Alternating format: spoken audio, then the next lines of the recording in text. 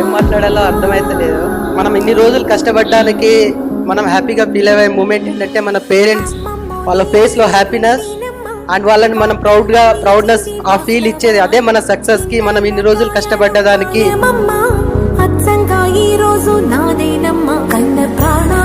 Everything మన parents కి, అది ఆ సక్సెస్ వాళ్ళకి ఇవ్వడమే మన ఇచ్చే ఎంజాయ్మెంట్, జాయ్ఫుల్ మూమెంట్. ట్యూషన్ చెప్పుకొని ఒకవేళ తినటానికి టైం లేకుంటే గుడిలో పోయి తిని అయినా ఉన్నాడు.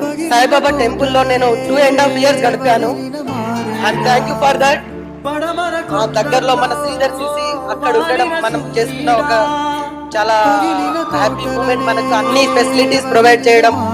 So thank you Sridhar CC and staff. We are blessed to be Sridhar CC and